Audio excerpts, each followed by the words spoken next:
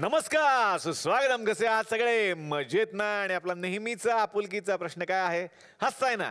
हसलंच पाहिजे, कारण पुन्हा एकदा घेऊन आलोय आपल्या हक्काचा, आपला लाडका कार्यक्रम थुकरटवाडीतून, ज्याचं नाव आहे चला हवा उद्या महाराष्ट्र दौरा. तर मंडळी, कालच्या भागामध्ये झी मराठीवर सध्या सुरू असलेली खुलता कळी खुलेना या मालिकेतले आपले लाडके पाहुणे या मंचावरती आलेले होते. त्यांचं पुन्हा एकदा स्वागत करूयात आणि सुरुवात करूयात आजच्या भागाला. संकर्षण, पहिल्यांदा तर तुझं अभिनंदन, कारण बरेच दिवस खवय्ये तू करत होतास, खूप लोकप्रिय झाला आणि त्यानंतर एक अभिनयाची पण भूक असते अभिनेत्याची, जो तुझ्यात दडलेला आहेस. नाटकाच्या निमित्तानं बाहेर येतोच, या सिरियलच्या निमित्तानं तो वेगळ्या पद्धतीनं आला. काय सांगशील? सलील खूप छान करतोयस. हो, मला खूप पावती मिळते त्या दृष्टीने. खरं तर म्हणजे कुणाला फक्त संतोष काणेकरांना माहिती असेल की मी या सिरियल जेव्हा ऑडिशन्स सुरू झाल्या होत्या तेव्हा मी विक्रांतच्या भूमिकेसाठी ऑडिशन दिलं होतं आणि काणेकर सर म्हणाले की निर्माता म्हणून माझ्याकडनं डन आहे, इथपर्यंत ते गेलं होतं. पण नंतर फिसकटलं. मी तेवढा समजूतदार किंवा मॅच्युअर्ड दिसूच शकणार नाही याची खात्री विरोध ते असेल कदाचित, किंवा मला दाढी थोडी विरळ येते म्हणून माझं कास्टिंग हुकलं तिथे. हे सलील जेव्हा मला विचारलं तेव्हा मला खरं तर टेन्शन होतं, कारण काय ऑलरेडी एक सेट मालिका आहे आणि सगळ्यांनी आपली आपली कामं प्रूव्ह केली आहेत, आपलं आपलं पात्र प्रूव्ह केलं. असं म्हणल्यानंतर आपण जाऊन वेगळं काहीतरी करणं, त्यातनं आपण नोटीस होणं हे खरं तर अवघड असतं.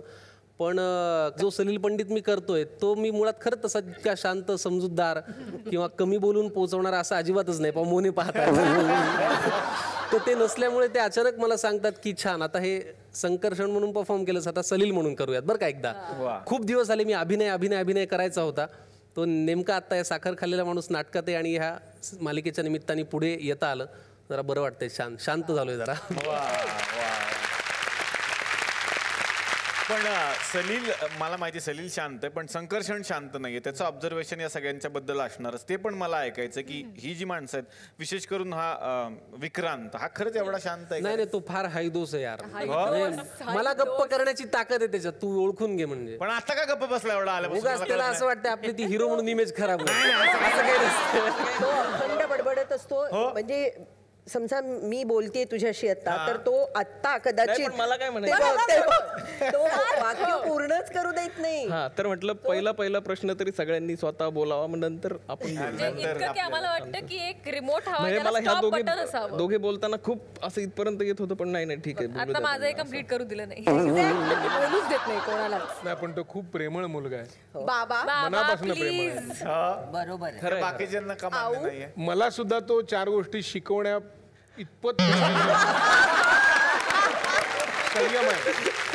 मला सुद्धा 4 गोष्टी शिकवण्या इतपत संयम आहे त्याकडे. माझा मोबाईल होता, म्हणजे आहे, त्याच्यावर मला फक्त फोन करता येतो, फोन घेता येतो आणि मेसेज वगैरे पाठवता येतात. बाकी व्हॉट्सॲप वगैरेवरती मी नाही, कारण जरा झोप वगैरे व्यवस्थित हवी असते मला.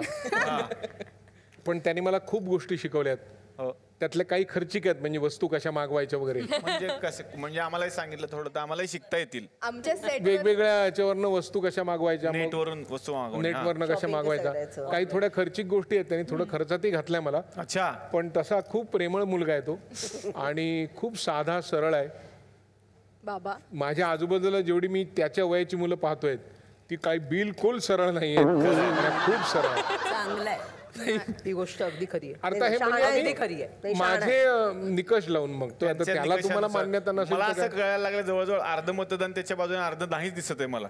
नाही, म्हणजे जसं खाऊचा डबा आणला तर तो खाऊन झाल्यावर मग तो स्वच्छ करून वगैरे परत जागच्या जागी ठेवेल वगैरे. इतका असं शहाणा आहे. घरी एकटं राहून सवय झालीये ना, धुणी भांडी करायची. बघा, म्हणजे तो असं साफ करतो की कळतही नाही त्याच्यात काही होतं, असं साफ करतो तो. त्याच्या मागे कारण आहे, एकतर ते सगळ्यांना मिळावं, नाहीतर मग त्याचा पुरावा ठेवायचा नाही की काय होतं किंवा काय. म्हणून शेवटचा घास ठेवतच नाही असं मीही ऐकलं. शेवटचा घास ठेवत नाही. रिसेंट उदाहरण सांगते. आता संगीता मावशी खूप प्रेमळ आहे, सगळ्यांनाच माहितीये. तिने काहीतरी आणलं होतं, बहुतेक दलिया का काहीतरी, आणि खूप सुंदर होता आणि आम्ही खात होतो. उरला होता, तर मयुरी खाऊन घे, सगळ्यांचं झालं असेल, ओमचं झालंय तू खाऊन घे. काही सांगितलं. So, ओमने खाऊन टाकलाय, आता तू खा. अरे नाही, तो घराबाहेर राहतो ना, इथे एकटा राहतो त्याच्यामुळे घरचं काही म्हटलं, घरचं म्हणजे काही- त्याचा पण मी एखाद्या दिवशी जर नाही गेलो त्यांच्या रूम मध्ये वगैरे तर त्या मला विचारायला येतात की तू आज आला नाहीस खायला वगैरे. तर दोन्ही बाजूंनी ते प्रेम आहे. That is formality. म्हणजे त्याला गिराईक लागतं ना, ते गिराईक आलं नाही म्हणून ती बोलवायला जाते. त्याचा एवढा दरारा आहे ना, मी सांगते तुला, की जर मोने बाबांनी किंवा सविताईंनी काही आणलं ना, की ते आधी येऊन आम्हाला सांगतात की तुम्ही खाऊन घ्या, नाही तर ओम येईल. ओमचा कॉल टाइम काय आहे? 11:30. सब लोग खा लो नहीं तो ओम आ जाएगा. तसं काहीतरी होतं. अक्षरशः एवढा दरारा आहे त्याचा खाण्यापिण्याच्या बाबतीत. खरंय खरं, पण ह्या 2-3 गोष्टी महाराष्ट्रासमोर पोहोचवणं फार गरजेचं आहे. कारण पोरगं एकटं राहतंय आणि बऱ्याच आई अशा असतील घरात ज्यांच्या मुली असतील, ज्यांची इच्छा असेल की असा जावं आपल्याला मिळावा बाबा, तर ऑफर चांगली आहे. तुम्ही हरकत नाही विचार करायला. आता मी येणार आहे परत एकदा मोनिका आणि मानसी तुमच्याकडे. मी असं ऐकलं की सेटवरती तुम्ही जरी बहिणी बहिणी असलात आणि तुमचं पटत नसलं तरी सेटवरती खूप पटतं आणि खूप वेगळी मैत्री आहे. असा एक किस्सा आहे की तुम्ही पिझ्झा ऑर्डर करता आणि त्याचे पैसे देत नाही. हा खरं आहे? तसं नाही, काय झालं, आम्ही पिझ्झा ऑर्डर केला आणि लेट डिलिव्हरी आली. तर मी ॲज युजल सहनशील, काय गाभेत नाही लेट डिलिव्हरी कशी काय आली, तर तिने त्या पिझ्झा त्या हॉटेलला फोन केला की तुम्ही कसं काय लेट पाठवू शकता त्या ॲपला. मग ते इतके घाबरले की फ्री आहे तुम्हाला. अच्छा. हो, मी त्यांना सुनावलं फोनवर. म्हटलं असं कसं, तर त्यांचं म्हणणं होतं नाही मॅम, ते ॲक्च्युली काय असतं की त्यांचे जे येतात पोहोचवायला त्यांच्यापर्यंत मेसेज गेला नव्हता वगैरे, अशी कारणं त्यांनी मला दिली. मी म्हणलं that is not my problem. मला भूक लागले, मला जेवण पाहिजे, तुमचा पिझ्झा वेळेवर आला नाहीये, सो तुम्ही कसं कॉम्पेन्सेट कसं करणार आहात, हा माझा शब्द होता, कॉम्पेन्सेट कसं करणार. तर ते म्हणाले की ठीक आहे मॅम, आम्ही काहीतरी करतो. आणि शेवटी मग आम्ही जेव्हा पेमेंट करायला गेलो तेव्हा तो म्हणाला की नाही मॅडम, आम्ही पेमेंट घेत नाही आहोत, ते पैसे तुमच्या अकाउंटमध्ये पुन्हा ट्रान्सफर होतील. त्याच्यानंतर मग आम्ही पिझ्झा फ्री डान्स केला. वा वा, हे बरं भारी आहे. नाही खरं कारण असं की यांनी दूरचा लँडमार्क दिला होता मुद्दाम त्यांना. तो बिचारा म्हणजे घाम वगैरे असा डिलिव्हरी बॉय थकला होता, घ्या तुम्ही आणि खा एकदा असं फ्री दिला होता. पुढच्या वेळेला फोन केला की म्हणणं तुम्ही वडापाव खाऊन पिझ्झा मागू नका, आम्ही नाही आणू शकत तुम्हाला जिकडे पाहिजे तिकडे पिझ्झा.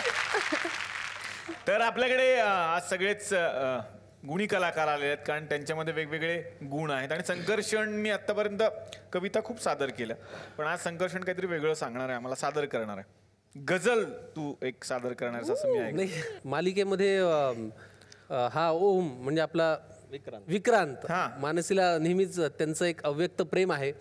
पण आता नुकताच आम्ही एक भाग शूट केला, त्याच्यामध्ये मी मात्र मानसीला प्रपोज केलेला आहे आणि त्याच्यावरती मला आय लव्ह यू टू असं सुद्धा म्हणालेले. सलीलच्या आयुष्यात सध्या खूप असा आनंद चालू आहे, आनंदाचे क्षण आहे. तर तो आनंद व्यक्त करण्यासाठी एक 2 ओळी सलीलकडनं मानसीला असा आपण प्रयत्न करूया. हो, आम्हाला आवडेल ना. वा, ये विक्रांत, तुझ्यावर पण एक ओळ आहे. ही गझल आहे सुरेश भटांची आणि त्याला संगीतबद्ध केलं यज्ञेश्वर लिंबेकर यांनी. सलीलकडनं मानसीला आज. वा वा वा वा.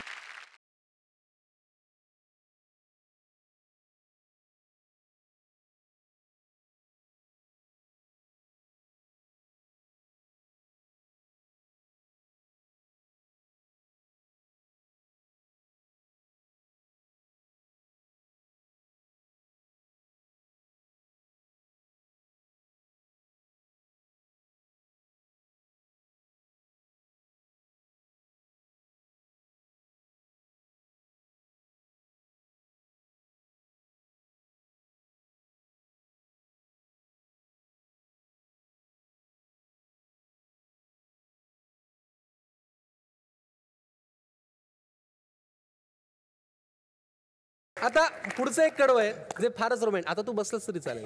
तुझी गरज नाही. आता सावली देतो. हा,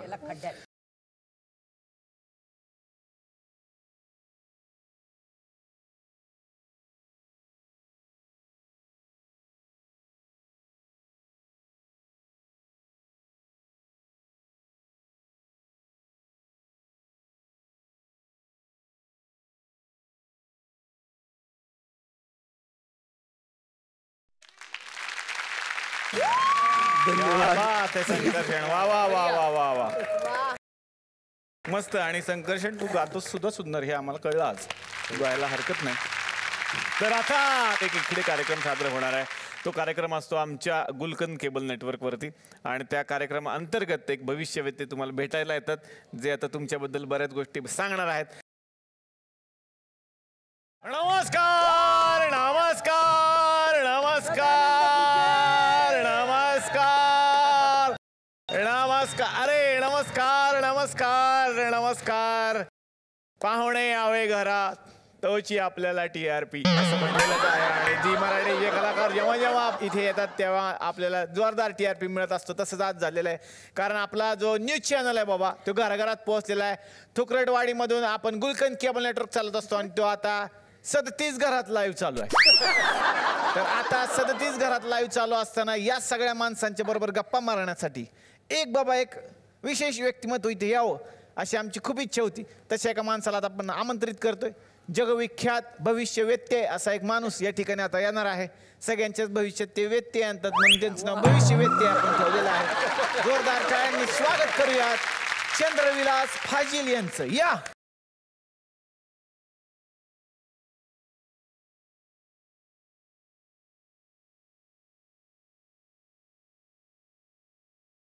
चंद्रविलास फाजील हे अत्यंत ओळखीचं व्यक्तिमत्व, कारण ते आपल्या गुलकंद केबल नेटवर्कवरून घराघरात पोहोचलेले आहेत.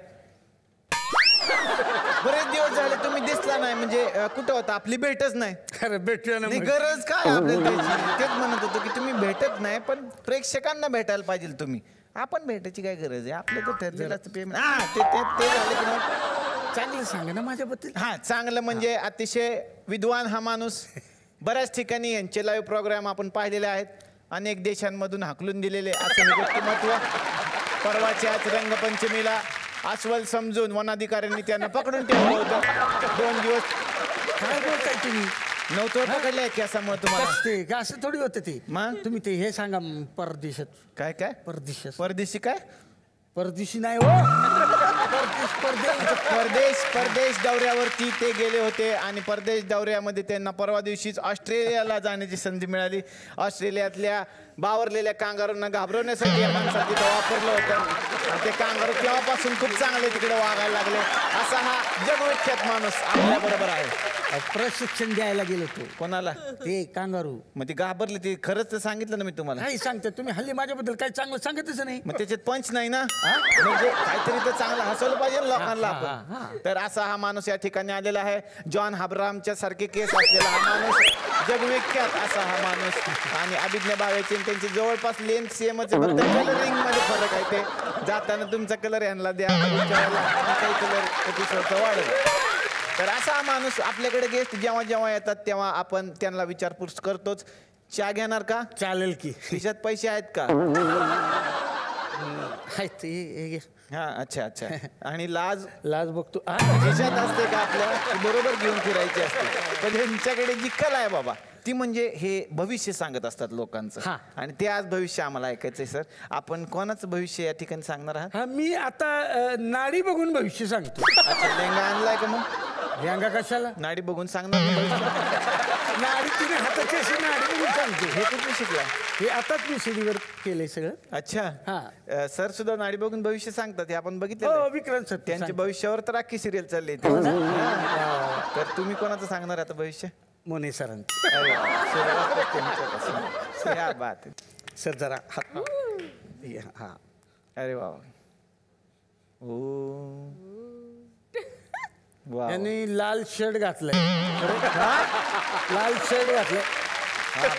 बघा, मी बघतोय असं नको वाटायला. फारच वेगळं काहीतरी सांगतायत. दर्जेदार काहीतरी सांगा, माणूस बघून सांगा. आतमध्ये बनियान आहे. बघा, विचार. आपण भेटू, बोलू. भविष्य सांगा, भविष्याबद्दल काहीतरी चांगलं सांगा तुम्ही. तुमचं मेडिकलचं दुकान आहे. हा, बरोबर. सिरियल मध्ये मेडिकलचं दुकान आहे. काय बोललो? हा, आहे ना? कसं काय तुम्हाला कळतं एवढं? परवाच पाहिले एपिसोड. बरोबर आहे. करेक्ट आहे, करेक्ट आहे, करेक्ट आहे. मेडिकलचं दुकान, करेक्ट आहे. इंग्लिश की देशी हे औषध आयुर्वेदिक आहे. आयुर्वेदिक आहे. आयुर्वेदिक आहे. हा आयुर्वेदिकच पाहिजे. आयुर्वेदिकच का पाहिजे? यांना पुढ्या सोडायची सवय आहे ना, बरं पडेल म्हणजे म्हणून. अरे बाबा अभिदण्या नीट काय यांच्या हातावर रेष आहेत. बूट निघतो. हा बूट याला लेस नाही निघतो लगेच. शनिवारी काय करते आपलं शनीचा त्रास आहे. हा हा शांती करावी लागेल. शनीचा त्रास करावा लागेल. वा वा वा यांचं भविष्य उज्ज्वल आहे. वा काहीतरी बरं वाक्य बोलले. यांच्या आयुष्यात एक राजकुमार येणार आहे. वा वा आलेला आहे. छान असा देखणा राजकुमार, मोठे केस असल्याला, वॉयलेट चादरा घातल्याला. कसला वॉयलेटच आहे ना हा. वॉयलेट चादरा घातल्या. बरं वॉयलेट चादरा घातला. गोरा गोरा पान. मेकअप नाही होईल ते. कसला गोरा गोरा पान मेकअप नाही होईल नंतर. हा असा आणि तो राजकुमार तुमच्या आयुष्यात आला की त्याला बुट्टानी मारायचं. रे तुमच्या मनाचं काय भविष्य सांगताय? काय करते तुम्ही असं? तुमची बिंदी फारच इंटरेस्टिंग आहे. कोणाची? वायफाय येतो.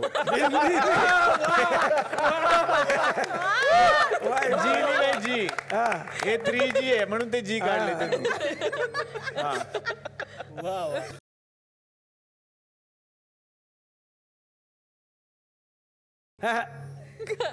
काय काय काय भविष्य डेंजर आहे तुमचं. भविष्य डेंजर आहे.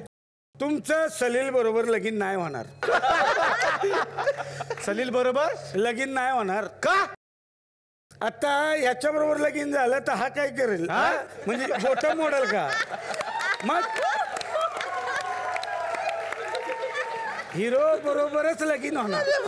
हिरो बरोबर लगीन होणार. हा, मग? हे काय करणार सिरियल मध्ये? हे पर डे साठी तर काम करतात, यांच्यासाठी थोडी करतात. नाही ते बोट मोडणार मग. ग्रेट. काय सांगू सांगा ते असं. तुमच्या मी कविता आणि नंतर तुम्ही काय करता गझल आणि काय गाणी गाता ना. लाईव्ह बघतो फेसबुकवर. फेसबुकवर असते ते. फेसबुकवर गाणी करतात. मग तुमच्या हात जोडतो ते नका करू. पोरानं मोबाईल फाडलाय माझ्या. हे असलं ऐकलं यार. आता आऊ. अच्छा हिम्मत तर बघा. तुमचं भविष्य बघा सांगायच्या आधी.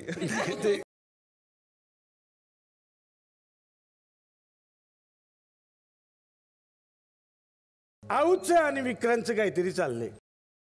करेक्ट. ओ कसं कळतं तुला? हा लिहितो तेव्हा.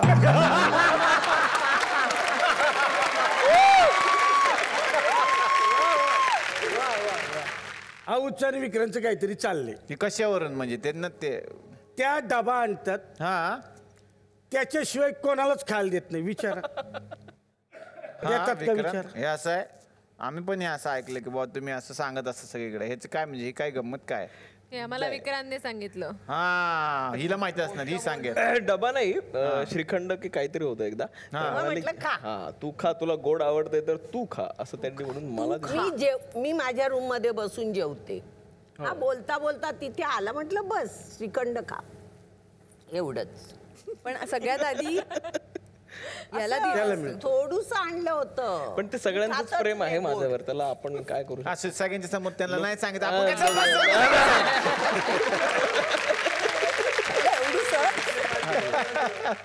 किती पैसे? जास्त डोका पत्करू नये.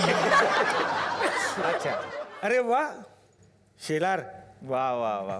कोण? सुशांत शेलार. कडक डायलॉग आहे तो तुमचा. हमें सस्ती चीजों का शौक नहीं लगता. आशा शेलार मॅडम अच्छा. झालं तुमचं? झालं माझं. धन्यवाद. परत कधीच येऊ नका. जा जोरदार टाळ्यामध्ये जातील ते.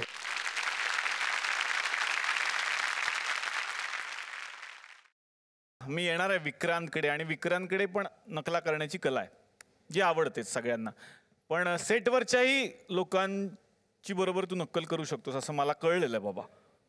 बापरे, मार खातो. औची धमकी आलेली मी प्रसंग देतो त्याला.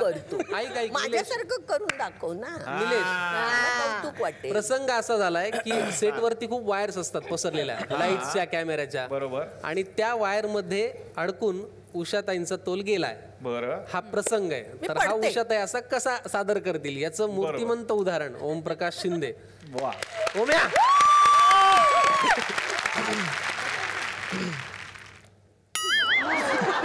माणसं गाताना पाय पडतात, नक्कल करताना पाय पडतात. अरे काय रे हे वायरी आतरून ठेवल्यात माझ्या मेकअप रूमच्या पुढे, म्हातारीला मारायचंय का तुम्हाला?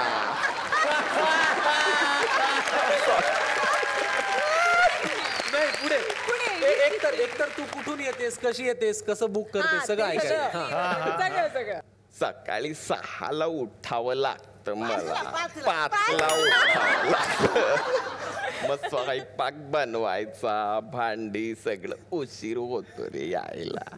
त्यात ते कारवाले, टॅक्सीवाले काल 250 झाले, आज 360 म्हणाला.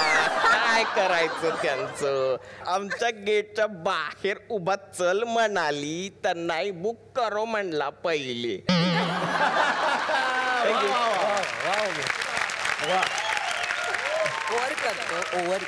ओव्हर करतो असं परीक्षकांनी सांगितलेलं आहे. परीक्षकांना जर विचारलं किती गुण देणार तुम्ही, तर किती गुण दिले असते? दुर्गुण. मोने बाबांची तो सुंदर करतो, ते स्वतःही सांगतात फार किस्से, पण जेव्हा तू करतोस तेव्हा ती मजा येते. नाही, तो छान करतो, मानबिन छान. नाही, पण गंमत काय माहिती का, 6 पानांचं स्क्रिप्ट द्या, खरं ते फक्त असं हे करतात आणि त्यातला शब्द आणि स्वल्पविरामही बदलत नाही. हे फार मोठं अभ्यासाचं लक्षण आहे, जे मोने काकांकडनं फार शिकण्यासारखं आहे. मलाही त्याकडनं खूप शिकण्यासारखं आहे, पण ते इथे सांगण्यासारखं नाही. पण मोने काका, असा एखादा किस्सा तुमच्याकडून पण ऐकायला आवडेल आम्हाला, काय रिसेंटली नवीन काही?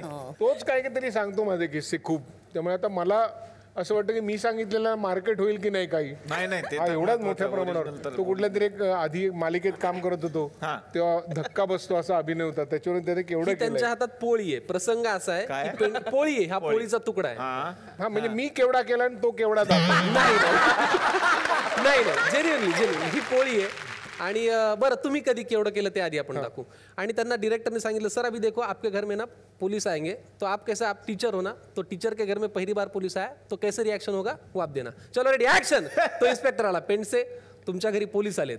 काय सर ये थोडा कम हो गया, थोडा और ज्यादा चाहिए. ह्याच्यानंतर मोनेंनी काय केलं ते मी दाखवतो. आता तू सांग, पेंट से तुमच्या घरी पोलीस आलेत, हे खाता येतं? पेंट से तुमच्या घरी पोलीस आलेत, तो पोळीचा तुकडा पंख्याला. हे शपथ खरं, मी अतिशय हे खरं आहे. अशी ती पोळी उडाली की पोलीस आले काय.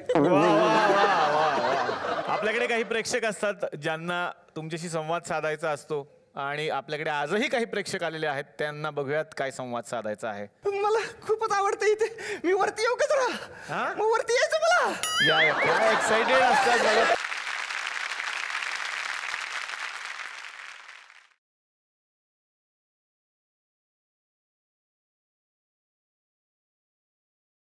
अरे वा, काय करणार आहात ते? कशाला आणलंय ते?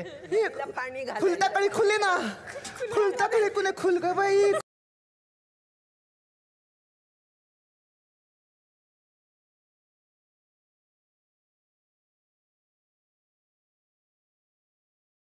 प्रेम प्रेक्षकांचं बघा, झारी घेऊन आल्या त्या. पाया पडत, खूप जण आहेत. अरे वहिनी काय प्रेम आहे, प्रेम प्रेक्षकांचं प्रेम आहे. वहिनी हळू हळू हळू. मला ना तुमच्या बरोबर आता खेळ खेळायचंय. आता एवढं रात्री? खेळूया ना. काय खेळ? माझ्याकडे काही डायलॉग आहेत, बरं, ते ऍक्टिंग करून दाखवणार. आणि ह्यांनी काय करायचं? ह्यांनी ओळखायचं कुठला डायलॉग आहे ते. डमशेराज सिनेमातले की सिरियल? सिनेमातले आहेत का? सिनेमातले. पहिलं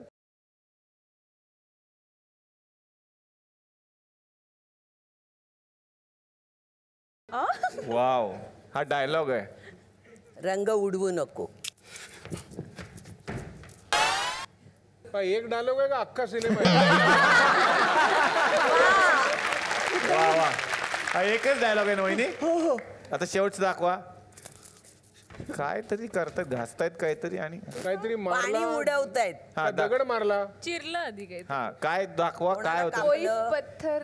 हा सांगा फायनल काय होतं डायलॉग, पहिला डायलॉग सांगा. जिनके घर शीशे के होते हैं वो दूसरे के घर पे पत्थर नहीं फेंका करते. जिनके जिनका जानी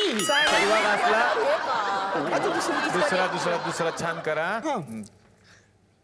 मैं हम हम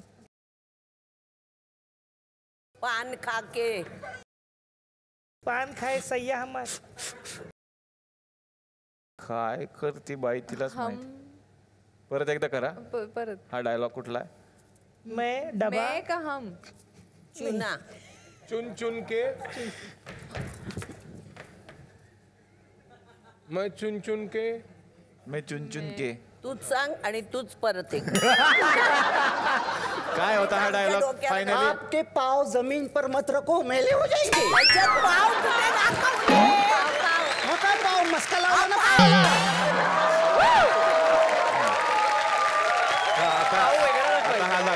आता हा दाखवा. पिक्चर नाही डायलॉग. आपके मस्का पाव व्हायला पाहिजे. आपके मस्का पाव जमीन पर मत रखिए. निसर जाएंगे, बसर जाएंगे. आज. इथे यहाँ हा हम.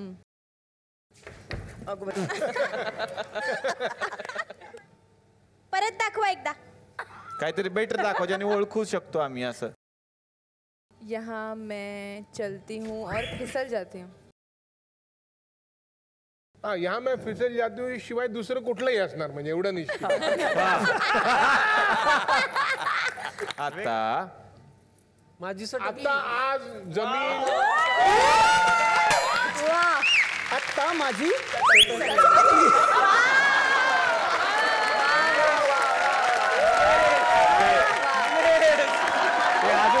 अजून सोपं करता, अजून सोपं करायचं. आता माझी एवढं केलं असतं तरी चाललं. हा पुढचं छान छान करा आता. चहा. वाव. चाय. चहा तपकीर नथ टोचणे काहीतरी. ते रॅन्डम सगळे जेवढे. वाव. ये चाय किसने बनाई है? डायलॉग आहे फिल्मी. चाय म्हणजे कप बीप काहीतरी असणार. सांगा फायनली तुम्ही काय होतं. आसामी चहा बनवणारा आसामी वगैरे असं. परत दाखव काय होतं. ती सध्या काय करते?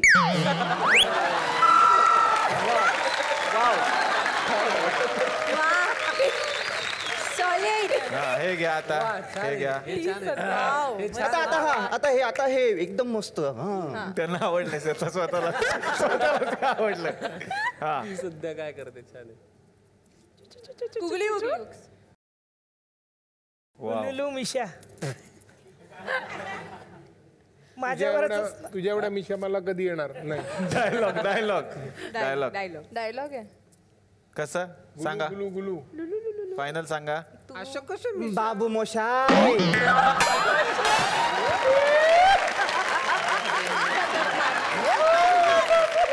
छोटस बाबू बाबू बाबू मोशाय. त्यापेक्षा बांबू दाखवून त्यातलं हे पण चांगलं होतं. सर पुढच्या वेळेला तुम्हाला देणार आहे कारण. कुठलं घेणार फायनल आता? हे शेवटचं आहे. बरं घ्या. हा घ्या. हा जो हवा आहे.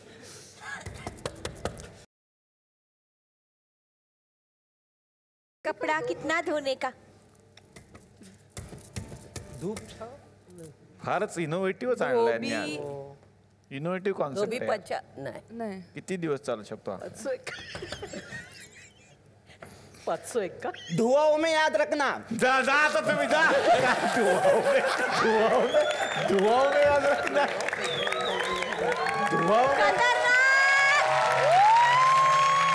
तर खुलता कळी खुलेनाच्या निमित्तानं आज ही सगळी टीम आलेली आहे आणि आपल्या बरोबर समोरही पाहुणे बसलेले आहेत. आपण त्यांचेही जोरदार टाळ्यांनी स्वागत करूयात.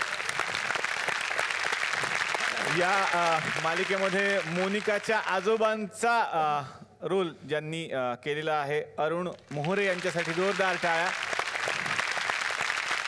काय सांगाल या सगळ्या टीम बद्दल आणि एकूणच तुमच्या अनुभवाबद्दल? तसं मला काही वेगळं करावं असं वाटलं नाही, म्हणजे करावं लागलं नाही, कारण माझा स्वभावच तसा आहे. आई वडील नसलेल्या माझ्या 2 नातींना आम्ही मोठं करतो, त्यामुळे थोडासा हळवेपणा त्या पात्रामध्ये आहे आणि तो मला करता आला. मग ह्या लोकांनी जो विश्वास दाखवला तो सार्थ असेल असं मला वाटतं. वा वा वा. आता आपण वळणार आहोत विजया महाजन यांच्याकडे. जोरदार टाळ्या त्यांच्यासाठी. सलीलच्या आईची भूमिका त्या करतात, त्यांचाही अनुभव मला जाणून घ्यायला आवडेल. एक वेगळ्या प्रकारची भूमिका मला या खुलता कळी खुलेना या सिरियलमधून मिळाली आहे आणि संपूर्ण टीम खुलता कळी खुलेनाची अतिशय छान आहे. सगळे खूप कोऑपरेटिव्ह आहेत आणि विशेषतः चला हवा येऊ द्या ह्या प्रोग्राममध्ये मला येण्याची संधी मिळाली, त्याबद्दल मी झी मराठीची खूप आभारी आहे. धन्यवाद. वा वा. Thank you ma'am, thank you. आणि आता इथे येणार आहे अशा 2 कलाकारांकडे जे खरं तर वयानं छोटे आहेत पण पराक्रमानं खूप मोठे आहेत, जे या सिरियलमध्ये आपल्याला नेहमी दिसतात आणि ती जोडी आहे ज्यांचा आपण डान्स पण बघितलाय. जोरदार टाळ्या झाल्या पाहिजेत. अथर्व आणि आर्यन म्हणजेच दुर्गेश आणि वेद यांच्यासाठी. वेद तुझं स्वागत. वेद कितवीला आहे तू? फर्स्ट. मग तुला अभ्यास आवडतो की ऍक्टिंग करायला आवडते? ऍक्टिंग. ऍक्टिंगच आवडते. फायनली सांगितलं बाबा. तुझा आवडता ऍक्टर कोण? आवडता ऍक्टर? अक्षय कुमार. अक्षय कुमार. अक्षय कुमारचा डायलॉग येतो. अक्षय कुमारचा डायलॉग. जो मैं बोलता वो मैं करके दिखाता हूँ, जो मैं नहीं बोलता वो मैं डेफिनेटली करके दिखाता हूँ. आणि आता येणार आहे मी दुर्गेश तुझ्याकडे. तू कितवीला आहेस? मी 7th मध्ये. तुला काय म्हणतात शाळेतली मुलं जेव्हा तू टीव्ही मध्ये दिसतो, छान भूमिका करतोस तेव्हा? हां, म्हणजे असं नेहमी सगळे हेच विचारतात की तुझी कळी कधी खुलणार, म्हणजे आणि यांच्यापैकी सगळ्यात जास्त कोण आवडतं? सगळेच आवडतात मला माहिती आहे, पण त्यातल्या त्यात सगळ्यात जास्त कोण आवडतं? आऊ. आऊ आवडतं. वा वा. का बरं? ते सेटवर आमचे सगळ्यात जास्त लाड करतात. सगळ्यात जास्त लाड करतात. अरे वा. तर आता या मंचावरती आपण आमंत्रित करणार आहोत ज्यांच्या लेखणीतून ही कथा अवतरत असते आणि कलाकारांच्या माध्यमातून ती आपल्यापर्यंत पोहोचते. जोरदार टाळ्यांनी स्वागत करूयात या मालिकेच्या संवाद लेखिका शर्वरी पाटणकर यांचं. जोरदार टाळ्या. यानंतर आपण स्वागत करूयात या मालिकेचा कथाविस्तार करणारे विवेक आपटे सर.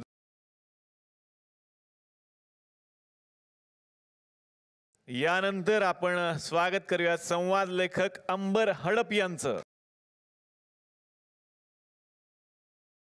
यानंतर आपण स्वागत करूयात या मालिकेचे निर्माते संतोष काणेकर. आणि आता आपण स्वागत करूयात ज्यांच्या नजरेतून हे सगळं साकारत असतं आणि तुमच्यापर्यंत पोहोचतं, या मालिकेचे दिग्दर्शक हेमंत देवधर.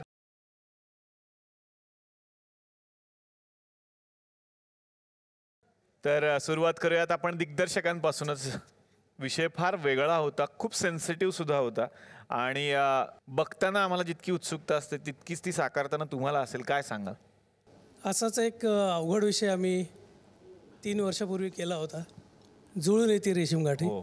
आणि मला वाटतं तो अनुभव लक्षात घेऊन लेखक मंडळी, निर्माते आणि चॅनलने असं ठरवलं असावं की बहुतेक हेमंतला आपण परत बोलवावं.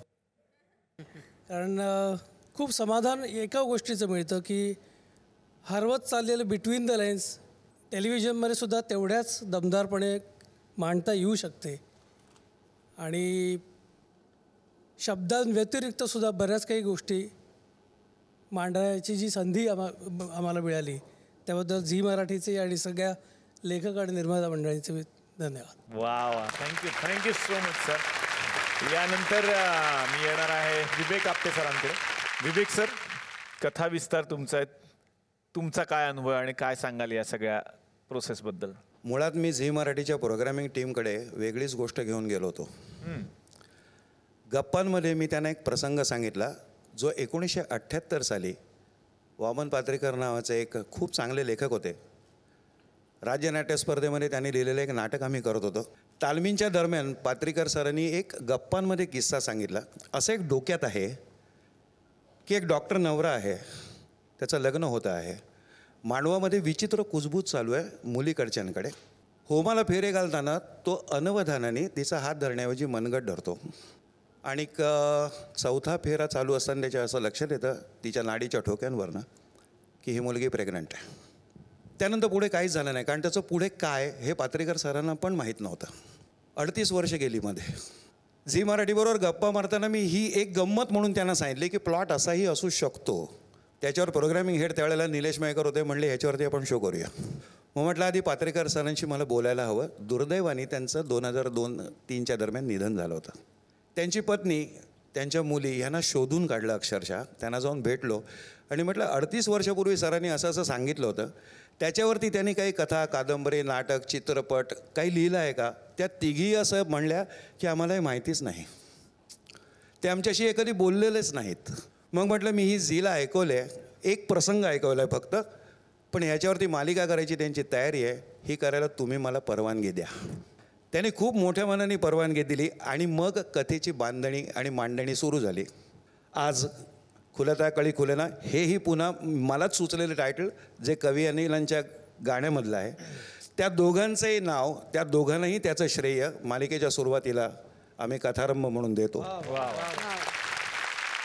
मग आम्ही तिघांनी ज्यावेळेला ह्याच्यावरती काम करायला सुरुवात केली त्या सांगायला खरंच मजा वाटते की आम्ही तिघांनी एक एक पात्र वाटून घेतलं. विक्रांत, मानसी आणि मोनिका. त्यातला विक्रांत मी होतो, मोनिका शर्वरी होती आणि मानसी अंबोर होता. प्रत्येक सीन लिहिताना, प्रत्येक प्रसंगावरती चर्चा करताना आम्ही तिघं या 3 पात्रांच्या वतीने एकमेकांशी भांडत असू. याच्याबद्दल ते आणखीन सांगतील पुढे. वा वा, अंबर सांगतो. सुरुवातीला मोनिका म्हणजे शर्वरी मीटिंगमध्ये मी गप्प असायचो, कारण मोनिकाच जास्त बोलायची. बरोबर. आणि त्यावेळेला नेहमी मला ही म्हणायची की तू काही बोलतच नाही आहेस. तेव्हा मी म्हणायचो की थांब, माझे दिवस येणार आहेत. आणि त्यावेळेला एक गोष्ट महत्त्वाची म्हणजे आम्ही आमचे दोघांनीही म्हणजे तिघांनीही आमचे मुद्दे घट्ट पकडून ठेवलेले असायचे. आम्ही फक्त लिहितो, डोक्यात असतं की ही व्यक्तिरेखा असंच बोलेल, असंच वागेल, कारण मनात हे सगळं चाललेलं असेल. ते कंसात लिहावं लागत नाही, ते कंस वाचणारे हे सगळे इकडे आहेत, म्हणून ते योग्य पद्धतीने आत्तापर्यंत पोचतंय आणि पोचत राहील. बाकी संवादाविषयी शर्वरी सांगेल. माझी काहीच अपेक्षा नव्हती की कोणी मला काही येऊन सांगेल या मालिकेविषयी. पण मी एका वेगळ्या मीटिंगला गेलेली असताना काही लोक ते नानू मामा ना ते सॉलिड बोलले किंवा अरे ती मोनिका असं का वागतेय असं जेव्हा ती कॅरेक्टर्स आपली म्हणून बोलायला लागले तेव्हा मला अचानक वाटलं की हे सगळं आपण म्हणजे ही सगळी कॅरेक्टर्स झी टी व्हीच्या ऑफिसमधल्या एका खोलीतल्या एका टेबलापाशी बसून आम्ही डिस्कस केली.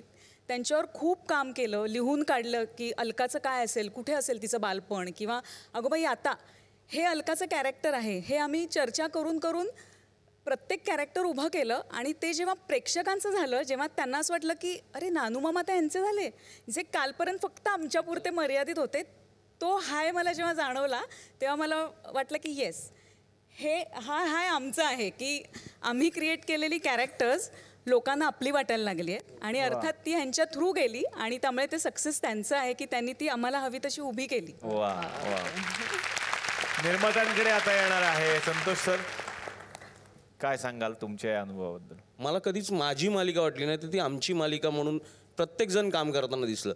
म्हणजे मला हेमंत देवधर सर मी म्हणेन की ते दिग्दर्शक म्हणून काम करतायत, पण त्याचबरोबर सतत ना निर्मितीकडे सुद्धा त्यांचं लक्ष असतं की अरे वेळ फुकट जाता कामा नये, काम सतत झालं पाहिजे. तर एवढं सगळं प्रत्येकजण जबाबदारीने करत असताना मला वाटत नाही की उगाच मी तिथे हेडमास्टरसारखं जावं किंवा उगाच कोणावर ओरडावं.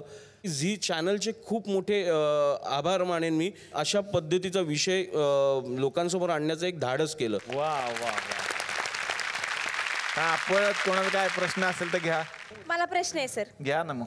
माझी फेवरेट ऍक्ट्रेस या सिरियल मधली अभिज्ञा भावे आहेत. वाव. तर त्यांचं काम मला खूप आवडतं, मनापासून काम करतात ते एकदम. त्यांना मला विचारायचंय, तुम्हाला काय वाटतं अभिज्ञाताई की एक तीळ 7 जण वाटून खाऊ शकतात का? नाही, इक्वली डिवाइड नाही होऊ शकत. नाही होऊ शकत ना? नाही होऊ शकत. मग तुमची अशी कशी अपेक्षा आहे की एवढ्याशा वाटीत डब्यातली एक पावभाजी अख्खा युनिट मिळून खाईल? काय मी सांगते तुम्हाला साबळे, झालं काय, एका शूटिंगच्या सेट वरती ह्या शूटिंग करत होत्या आणि आदल्या रात्री त्याने सगळ्यांना सांगितलं, सगळ्यांनी ऐका, उद्या मी सगळ्यांसाठी पावभाजी आणणार आहे. तर सगळे खुशच झाले. भावेंच्या घरनं काहीतरी येणार म्हणल्यावर सगळ्यांसाठी मेजवानीच होती. म्हणून दुसऱ्या दिवशी पॅकअप नंतर सगळेजण बसले. डिरेक्टर बिचारे निघून गेले होते, त्यांना फोन करून परत बोलवून घेतलं. अभिज्ञानी पावभाजी आणली, या तुम्ही सर खाऊ मिळून आपण. ते बिचारे पार्किंग मधनं परत आले. समधी जण बसली हॉलमध्ये. अभिज्ञा भावेंनी एवढ्या मोठ्या बास्केट मधनं एवढासा पावभाजीचा डबा काढला आणि म्हटलं चला आता सगळे मिळून पावभाजी खाऊ. आणि एवढ्यावर त्या थांबल्या नाहीत, त्यांनी 3 लादी एक्स्ट्रा पाव पण मागवले. खरं आहे का नाही? हो, हे खरं आहे. कसं व्हायचं या मुलीचं? आणि नाही कसं झालं, माझा अंदाज जरा चुकला. फार चुकलाय माझा. अंदाज फार चुकला आणि त्याच्यावर आमचे डिरेक्टर होते, त्यांनी हेही सांगितलं, अगं प्रसाद सुद्धा ह्याच्यापेक्षा जास्त.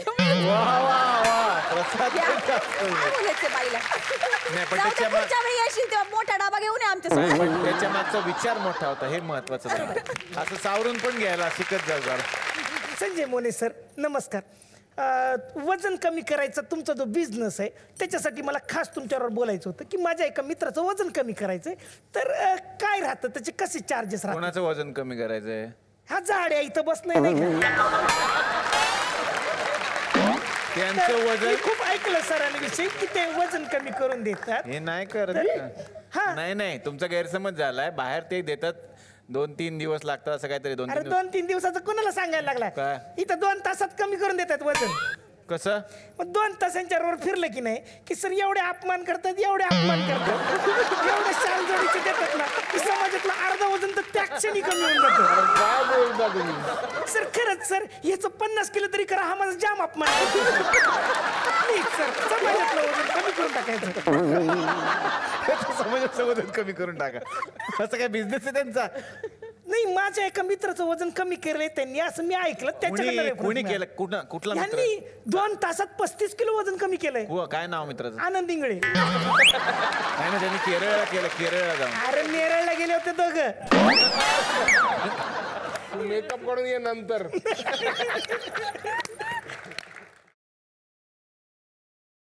खूप छान वाटलं कालच्या आणि आजच्या भागात खुलता कळी खुलेनाच्या निमित्तानं हे सगळे पाहुणे थुकरटवाडीमध्ये आलेले होते. आपण पुन्हा या, आम्ही तुमची वाट बघूच आणि पुढच्या प्रवासासाठी मनापासून शुभेच्छा. सगळ्या पाहुण्यांना मिळते एक आठवण भेट.